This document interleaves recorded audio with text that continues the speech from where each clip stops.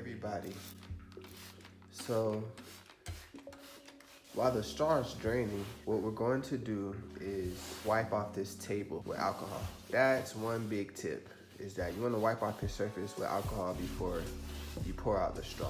All right, everyone, so now that the table is wiped down with alcohol, we're gonna take our straw.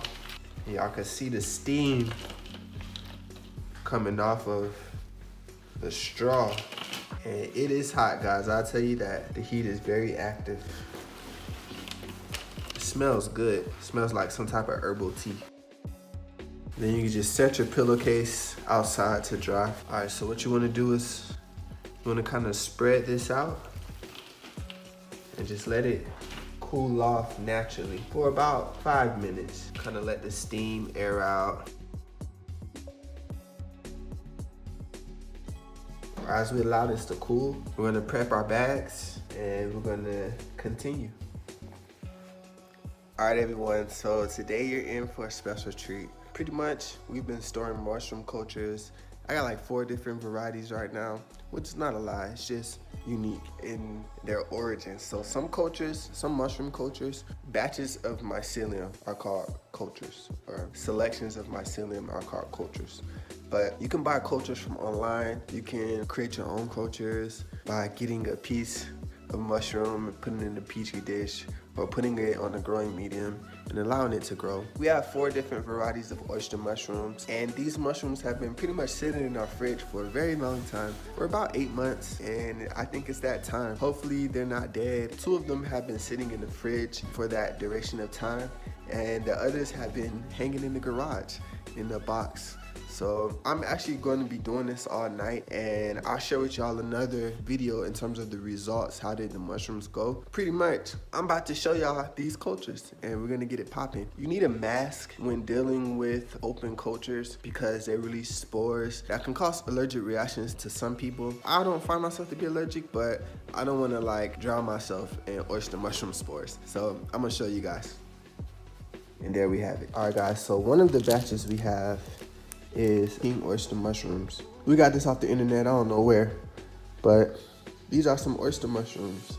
King trumpet oyster, to be exact, because they look like the mouth of a trumpet when they fruit. We've had this sitting in our fridge. We grow everything natural, meaning that we depend on the environment for the temperature, and the temperature was not right, but it is now right as we are in the fall. It is the beginning of December here in Tallahassee, where everything is consistently below 70. So great time to grow these. So we're taking these out the fridge. What we've been doing, these have been sitting for the past week so that they can reestablish themselves. So that's one. This is the second one. So this one is from Fungi Ally, and these are Italian oyster mushrooms, and this is on sawdust.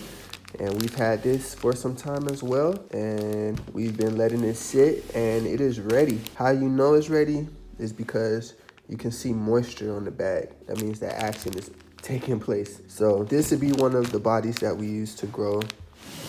We grew mushrooms a while back at the beginning of the spring of this year, 2018, and once the mycelium is done eating the substrate or eating its growing medium, you call it spent. So the medium was spent and it was done growing. So what we do is we put it into our compost pile in our backyard, and we were pleased to see that mushrooms grew out of the compost pile from eating even more carbon. And what we did was we took those cultures and we grew them on cardboard in order to repeat the growing process. So really with oyster mushrooms, or mushrooms in general, just like plants, if you want to, if you're responsible enough, microbial life, organic matter in general, you can regenerate it naturally. I'm not talking about animals, specifically plants and mushrooms. They can regenerate themselves over and over and over and over again into infinity, and that's what we did. So what I'm about to show y'all are 2 wild cultures in that they grew from the compost pile and they've indigenized themselves with the microorganism in our own backyard. So these mushrooms are going to be pretty fun, and I haven't opened these up in a minute. We're going to open them up and see how they look. Alright guys, so here is our next batch. I just ripped it up. It was nice and rolled, but pretty much the culture died, it seems like. I'm gonna put this back in our compost pile. Originally, this is where the mushrooms were growing out of, and these were pink oyster mushrooms. It still smells of mycelium, but we're just gonna put this in our compost pile. We're not gonna try to make oyster mushrooms today with this particular batch, but I wanted to show you that mushrooms can be grown on cardboard. What probably killed them is lack of airflow, because there's a lot of humidity inside this chamber, and we probably just waited too long. We should have refrigerated them if we wanted to keep it, but it's more so of an experiment. So here y'all get to see. We're gonna put this back in our compost pile and upcycle the carbon. Dun da da da. You know it's about to go down when you got this brand. But anywho, man, we haven't opened this all year. It's gonna be interesting to see what's inside. I'm gonna go ahead and put on my mask, and I hope you guys can hear me, but this should be filled with oyster, mushroom growth, and mycelium. Bam. Oyster mushrooms. If y'all can see over here, it looks like some type of microorganisms are eating up at this, but we're gonna work with it anyway. It seems like it is being digested. You can see over here that oyster mushrooms were kind of growing out. I think there's still some live mycelium in here because it looks way different from that other batch that we showed you guys. So man, we're gonna chop this up and we're gonna use this. Again, we got this from outside. These were actual oyster mushrooms. We chopped them up and they've been in here for some time now. You can see it has eaten all of this cardboard. So this is what it looks like when mycelium has digested cardboard. They produce heat. Here's little drops of water mycelium. I'm actually not gonna touch it with my hands. I'm gonna put some gloves on. We're gonna use this batch first to put into our oyster mushroom experiment and see if these babies grow. All right, everyone, so we have here our plastic bags. These are not ordinary plastic bags. These are bags specifically for mushroom growing, which you can find online. You can find everything online nowadays. Type in Google, look up mushroom grow bags. You can even do it in Amazon to be more specific, and it'll show you these are commercial bags. They're for growing what's called straw logs. All we did was get a zip tie, and you just fasten the end of the bag. And that's how you will also make the clothes. So you can make the bottom and the top like that. But we're gonna fill this bag up with straw with layers of the mushroom. All right, everybody, so we're gonna take some straw. You put the straw in the bag, like so. And you press it down. Once you got your first layer in here, you want to put a tablespoon of gypsum. Here's the gypsum powder. You want to put a tablespoon of this after each layer of straw. All right, everybody, so y'all saw the last batch compared to this one, fully myceliated. And again, this was from outside. We got this culture from outside. So all I'm gonna do is take pieces of it and I'm gonna put it inside of here. And you could be generous too.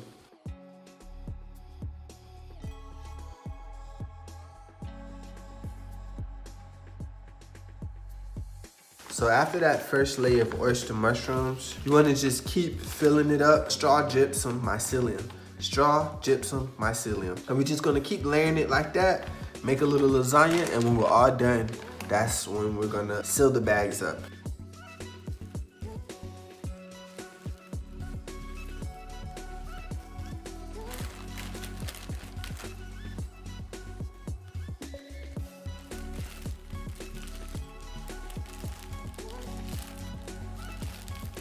So this pressing down is important. What you're doing is you're creating a tight space that resembles the dynamics of a log. These mushrooms naturally grow out of logs, so we're making that.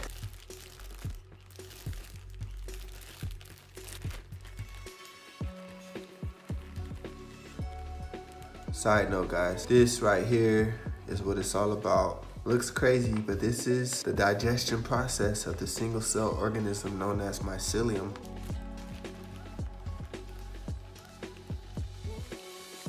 Looks like a nice ice cream sandwich or something. So when we grew this, we created layers, and we took the little pieces of the mushroom and we put them in cardboard as sheets and then rolled them up to make like a mycelium burrito. And this is your culture.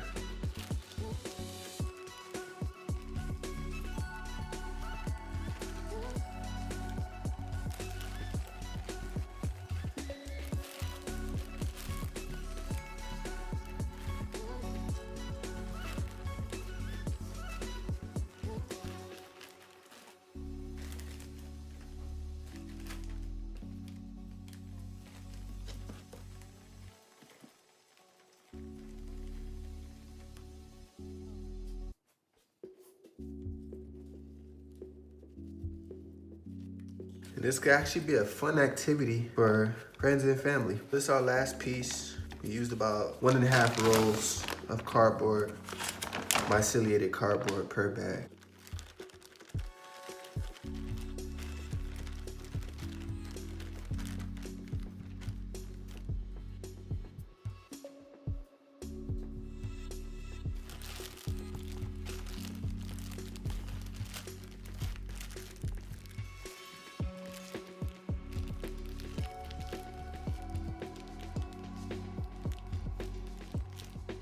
All right, everybody, we have ourselves our mini log. You can see the layers of mycelium and straw, like a little lasagna or a sandwich or something. So here it is, guys. So we're gonna tie this with our trusty zip tie, and that's that.